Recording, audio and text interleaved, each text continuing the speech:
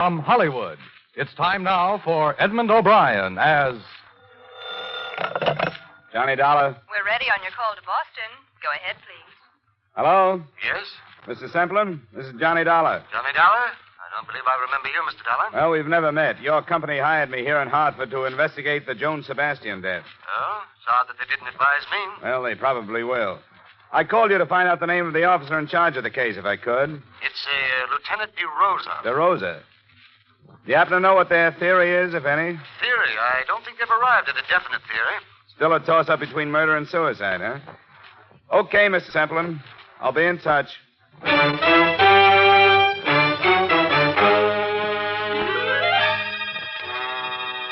Edmund O'Brien in a transcribed adventure of the man with the action-packed expense account.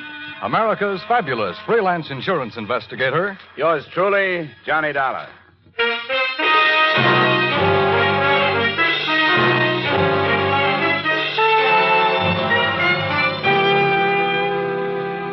Expense account submitted by Special Investigator Johnny Dollar to Home Office, Corinthian Life Insurance Company, Hartford, Connecticut. The following is an accounting of expenditures during my investigation of the Joan Sebastian matter. Expense account item 1, 175 phone call to Boston, advising your manager there of my assignment. Item 2, $28 car rental and mileage from my Hartford apartment to police headquarters, Boston.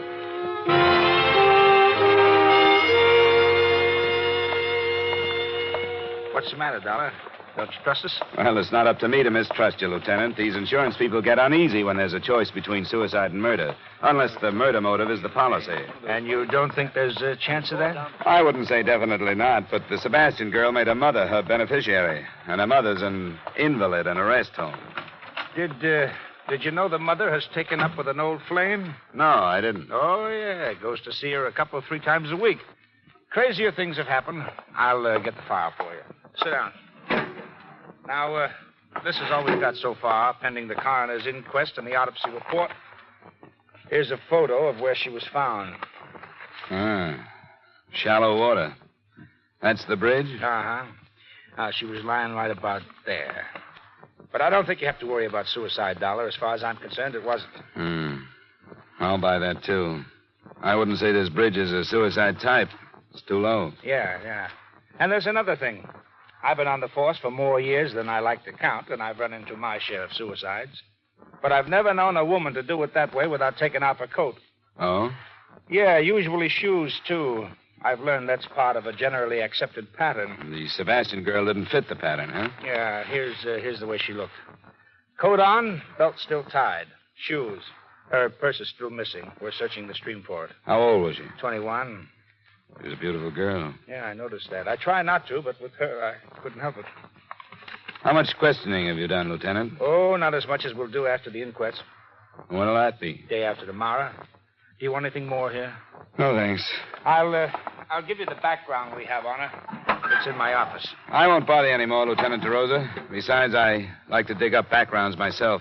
I know them better if I do. Thanks a lot for your cooperation.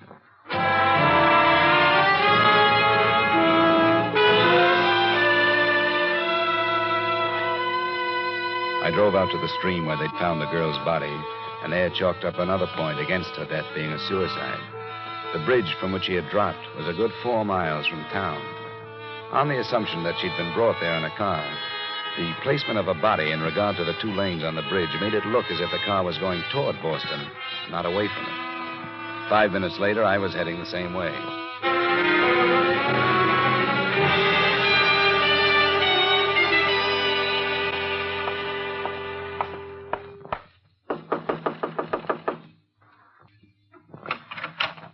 Hello?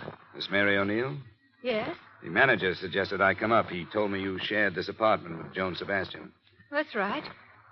Who are you? My name's Dollar. I'm from her insurance company. I'd like to talk to you about her if I could. Well, I suppose so, but there's nothing I can do now. This is the biggest shock I've ever had. I always said there'd be trouble. But I never thought she'd do anything like this. Maybe she didn't. What's that supposed to mean? Well, there are signs that say maybe she didn't commit suicide. There are? Do you think she had any reason to? Well, that's what I said. I never thought she would. Sit down. Any place. Thanks. Poor little Joan. What does it mean? I'm not sure. Did you say you expected trouble? Oh, yeah, I kept telling her. It was the way she went, like she couldn't live fast enough, like there wasn't time to get everything done. She'd been like that ever since she got rid... I mean, her mother went into that hospital. Joni was all tied down taking care of her before. What could have caused the trouble? Well, I'm not saying she was wrong or anything, but... Well, there were too many men. I imagine that was easy for her. Sure was. Too easy. Do you mind telling me who they were? Well, I don't know. Only about one. Harold Corey. He's gone with her the longest. Harold Corey. Yes, he drives for the North American van lines. Sometimes he goes way out to the West Coast. And, well, while he was gone, Joni didn't stay home and catch up on her reading, if you know what I mean. I think I do. She went out with a different guy almost every night. I didn't pry, but she never tell me who they were. You think somebody killed her, don't you? Would you help me try to find out? What could I do? You didn't want to pry, but I get paid to. I'd like to look at her things. Well, I suppose it's my duty, sort of, isn't it? In a way, yeah. But I can't force you to. Oh, I know it's the thing to do. Some of her drawers are locked, but I'll show you what I can. I started on the locked dresser drawers. They gave up and opened after a brief struggle, but contained on the whole things that might normally be locked up because of their value. Imported perfumes, expensive lingerie, and some jewelry. The only thing that looked as if it might have been hidden for the sake of secrecy was under the jewel box. It was a gold key, a functional house-type key, but with meaning added because the head of the key was heart-shaped. It hung from a fine gold chain. Well, I never saw that before. Never saw the perfume before either, but I smelled it. That's a few $100s worth of scent. And the rest of it was Joan used to such expensive things? Well, not that I know about. Harold Corey sure couldn't shell out that kind of money. A heart-shaped key. It's cozy. I'd like to keep it if I could. Oh, I don't know about that. After all, it isn't mine. I might get into trouble. You won't, I promise you. I'm working with the police on this thing. I want to find out where it was made if I can and who ordered it. Oh, I get it. Sure, I wouldn't stop you from doing that, even if I could.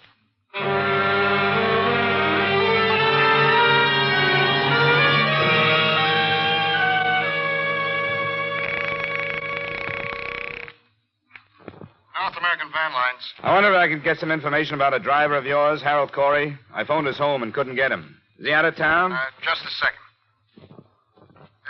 Yeah. Harold Corey's on a run to Philadelphia. Oh? When's he due back? He's doing tonight, about 3 a.m. tomorrow morning. Thanks very much.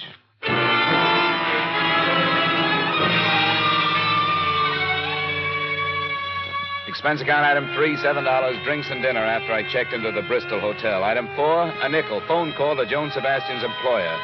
Edward Hollis was at home and would see me.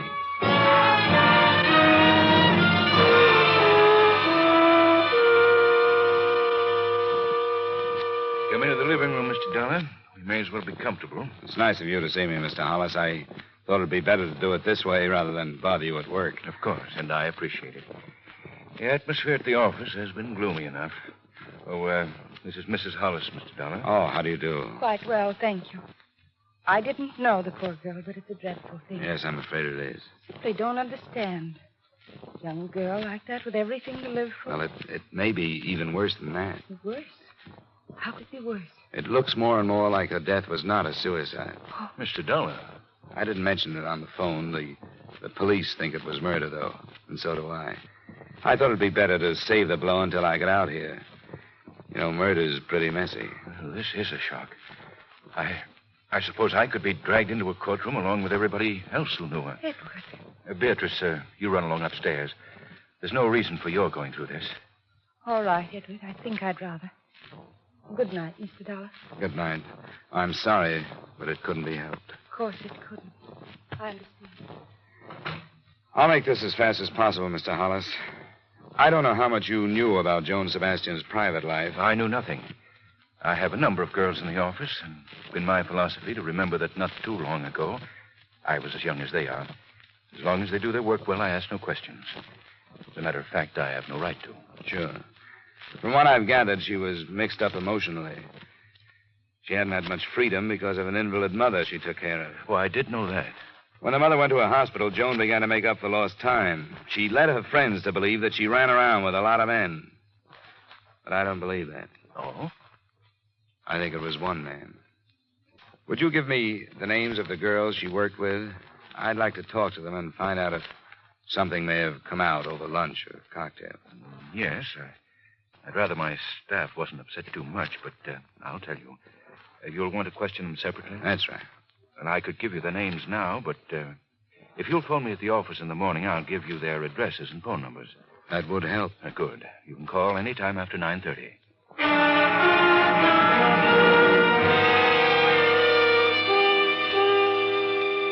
I called the next morning and got a list of 6 feminine names, which I pocketed for later reference. And at 10:30, I was at the home of Harold Corey, a ground-floor apartment on Hemingway Street. Yeah, who is it? My name is Dollar. Come later, will you? I don't want to talk to anybody right now. I'm an insurance investigator. I want to talk to you about Joan Sebastian. Who have you talked to? Why did she do it? She didn't. What do you mean? It's a mistake? In a way, yeah. It's murder. Murder? You're crazy. Am I? Oh, maybe you are. She'd never kill herself, would she? She had no reason to. When did you see her last? Night before I left for Philadelphia. When was that? 2 nights ago, Tuesday. I left at 5 Wednesday morning. She was found Wednesday morning. What are you driving at, mister? When did you learn that she was seeing somebody else when you were out of town? Didn't know she was. Look, Corey, I'm not tossing suspicions around to see how they bounce off you. You're in a bad way. Do you know that? You're telling me you think I killed her? Me? I loved her. I wanted to marry her. That's a motive, not an alibi. Get out of here, will you? Leave me alone. You aren't helping yourself with this act. You're making it worse. Get out of here before I do have a murder to answer for. Get out. Get out!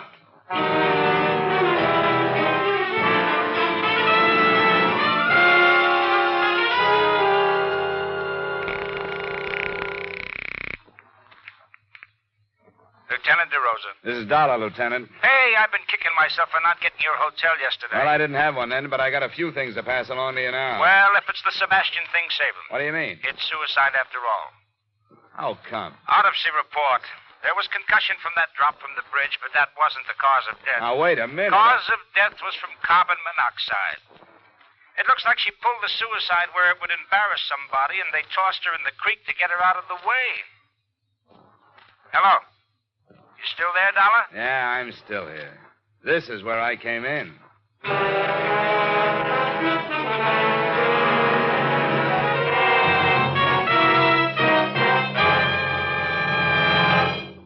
We'll return you to the second act of yours truly, Johnny Dollar, in just a moment. But first, one of radio's greatest stars has returned to CBS The Stars Address. He's Frank Sinatra. Frank will be here every Sunday afternoon for a full hour of songs, comedy, and commentary on popular music. The Frank Sinatra Show is a part of CBS's new lineup of entertainment on Sunday afternoons. Join CBS every Sunday afternoon, won't you? Now, with our star, Edmund O'Brien, we return you to the second act of yours truly, Johnny Dollar.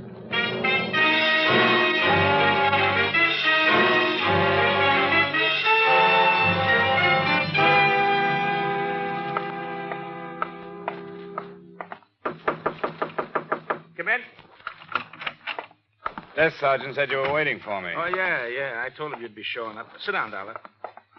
You didn't seem to like the latest development. Well, I've been working from other directions.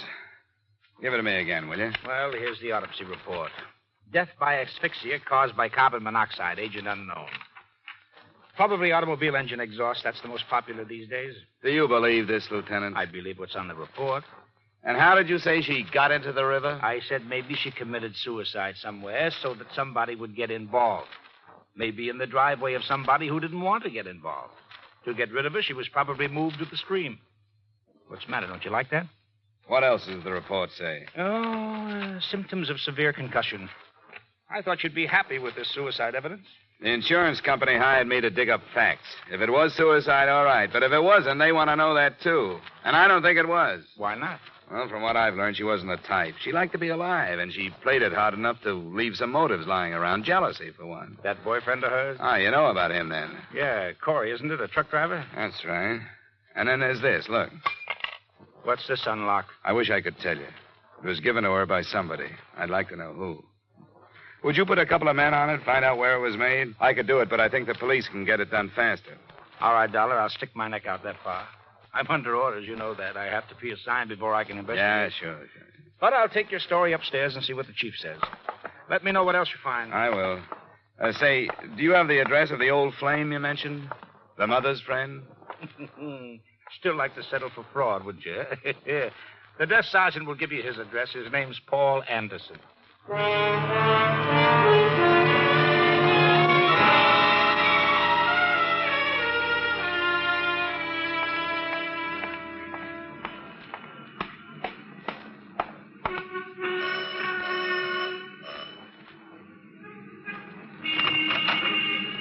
You Mr. Anderson? I am. I'm from Joan Sebastian's insurance company. Wonder if you'd spare me a few moments. Why, yes, I suppose so. Come in. I didn't know she had a policy. She did. $25,000 to go to her mother. I see.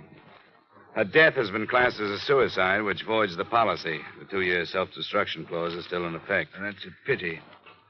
Why'd you say that? Well, it's the least she could do for poor Mildred. That's her mother? Yes, an extremely young mother who has almost ruined her life for that girl. I didn't know that. Daughter was born when Mildred was only 17. She was left to care for the child herself. I helped as much as I could. How well did you know the girl after she grew up? Why, was a friend of her mother's. Why do you ask? Which one did you know first? I don't see what this has to do with the You matter. don't have to answer. I don't want you to misunderstand. There's nothing to be hidden. I suppose it is unusual. I did meet Joan first. But when she took me to her house and I met her mother, I realized that Joan was, well, no more than a cheap little opportunist. The complete opposite from her mother. As I say, I suppose it is unusual. That doesn't make any difference. Point is that you dropped the girl in favor of her mother. Is that it? It wasn't the gross situation you evidently wish it had been. I realized Mildred's condition and the lack of care. I knew she needed someone, and I did what I could for her. Did you send her to the rest home? I did. Now, look here. This has gone far enough. You asked me these questions for one reason, so that you can make your own conclusions, haven't you? I didn't know it showed. It does. Think I sent Mildred to the home to get her out of the way, don't you?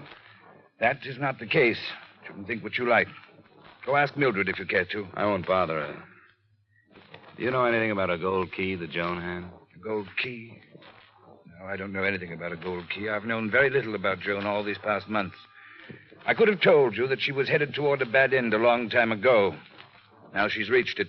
There's no one to blame but herself.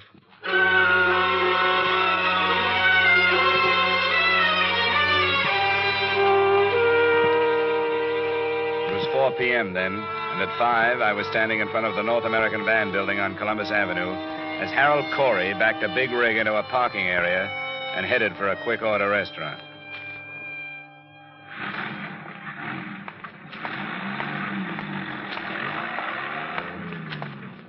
Hello, Corey. What this time? Dispatcher tells me you're going out on another run. Pretty short layover, isn't it? That's right. I asked for it. I figured driving, I'd get my mind off this thing. What do you want? Do you know how she died? I read about it. Carbon monoxide. Do you still think it couldn't have been suicide? She's dead. That's as far as I can think. You knew about Paul Anderson, didn't you? What about Paul? That he might have been more interested in Joan than he was in her mother? I suppose you're just doing a job, aren't you? What you say is true. I didn't know about it. If I had known about it, I would have gone after him, not Joan. I can't take any more, mister. Look, I don't enjoy it either, Corey. Like you say, I'm just doing a job.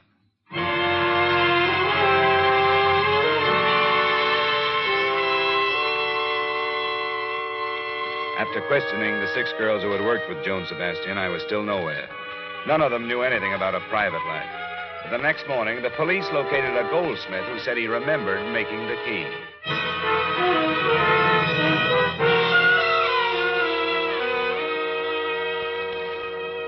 The police told me you might come in, Mr. Dollar. No trouble at all. Happy to oblige. Good. You've seen the key? Yes, the officer showed it to me. Oh, friendly young man. I have it with me. You're sure you made it? Oh, yes, positive. See here, I'll admit to a quaint conceit. You see here? Potted scroll? See the letters? Oh, yeah. Yeah, CS. My initials, Cedric Foss. Oh. But I haven't the faintest recollection who I made it for. I told that young officer that, too. I don't even remember when.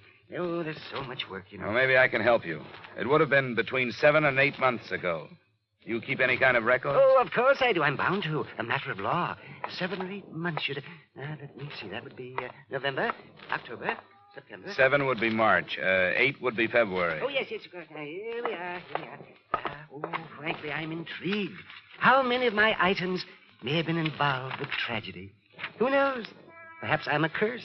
I was hoping you'd be a cure for this one. Well, I hope so. You wouldn't know what week or day? Oh, I'm afraid not. Oh, my. Oh, my. February wasn't a very good month, was it? Post-holiday slump. Reset, change rings high, set opals. Dreadful stuff. What? No. It's much too small. Key for a jewel box. Well, let me see. March. Yes, engraved spoon. Reset, repair, bracelet. Here it is. Door key in gold, March 17th. What name? Do not deliver. Will call J.E. Carter. J.E. Carter. Does that help? No, not a bit. Do you remember anything about him? No, paid in cash.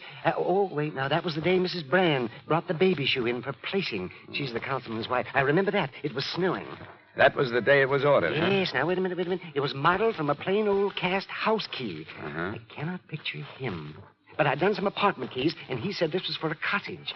Outside of town? It was a surprise for his wife, someplace on the bay. I remember that because of the hideous weather, and I could just feel that wind coming through one of those summer cottages. Now, do you think you'd recognize him if you saw him again? Well, I can't say until I do. I could try.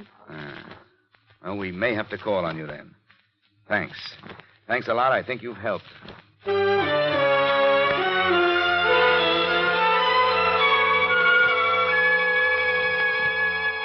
How'd you make out with that fussy little man, Dollar? We found the day the key was ordered, and he remembered a few things because a councilman's wife came in the same day. Why? Well, the customer, Carter was the name he used, mentioned a cottage on the bay. Now, that's east, and the girl's body was found northwest of here. I think she was dumped from a car coming toward Boston from out there. So I think the cottage is in that direction. Deduction yet. Look, if I were going to dump a body, I wouldn't carry it across 2 traffic lanes, would you? I'm being paid to think about another case. I couldn't sell the murder pitch upstairs. But I tried, and I'll buck for a promotion if you're right and upstairs is wrong. I don't suppose you could earn that promotion by assigning some men to cover that section. Huh? Oh, not a chance. That's county. Division of responsibility. Yeah. Uh-huh. And I, for one, wouldn't be surprised to know how many people have died because of that division of responsibility.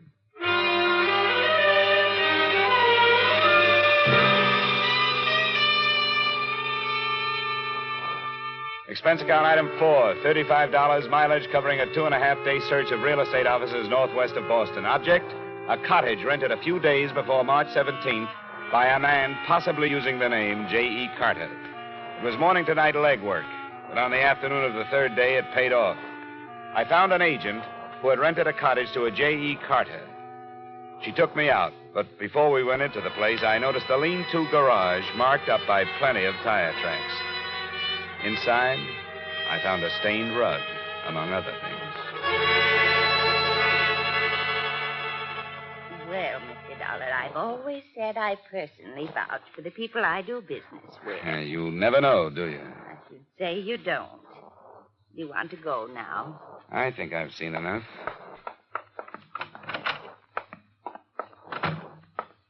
Let me lock it. I want to see if this key fits. It does fit. Yeah, it sure does. Oh,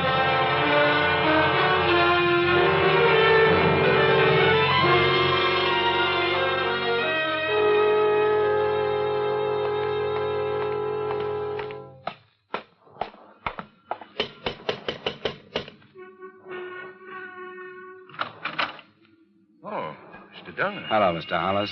May I come in? Why, yes, of course. Come in. Well, I didn't expect you to come back. Didn't you, Mr. Hollis?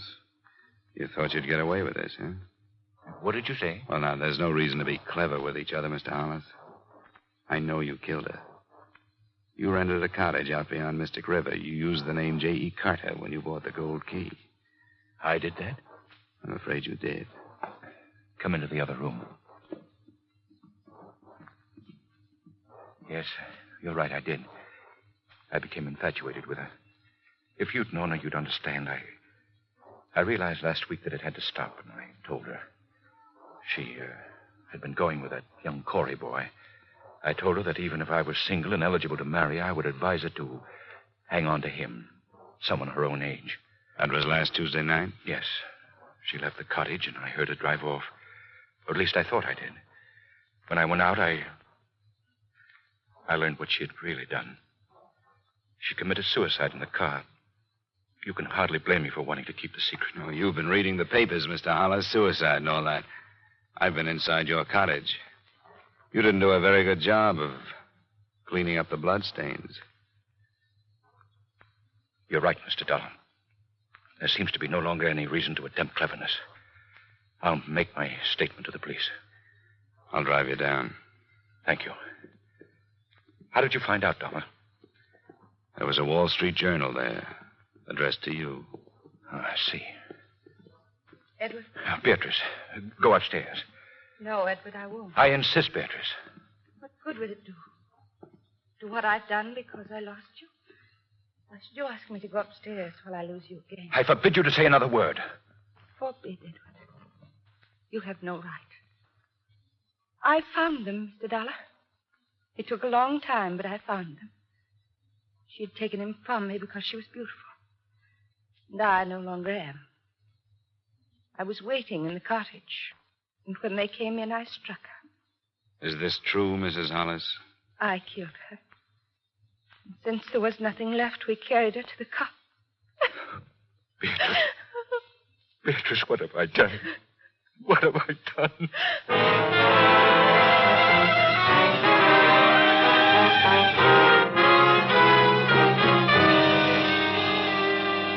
Expense account item 5, $110 final bill for car rental.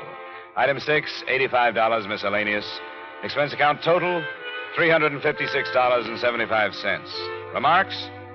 I don't know what sticklers the Massachusetts law courts are, but Joan Sebastian was not killed by the wronged wife. She was unconscious but alive when Hollis put her in his car trunk. She died there by carbon monoxide. Yours truly, Johnny Dollar.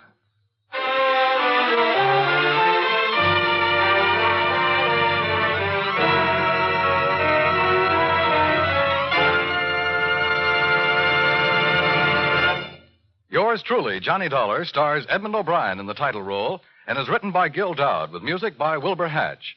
Edmund O'Brien may soon be seen in the Paramount Pictures production Warpath. Featured in tonight's cast were Virginia Gregg, Howard McNear, Virginia Eiler, Wally Mayer, John Stevenson, Bill Johnstone, and Raymond Burr.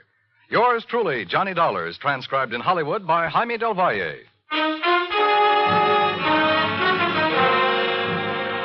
This is Dan Coverly inviting you to join us next week at this time when we will again bring you Edmund O'Brien as...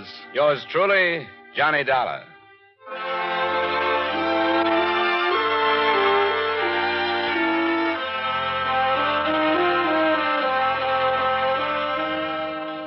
Stay tuned for Vaughn Monroe's Caravan, which follows immediately over most of these same CBS stations. This is CBS, where Hopalong Cassidy rides every Saturday night, the Columbia Broadcasting System.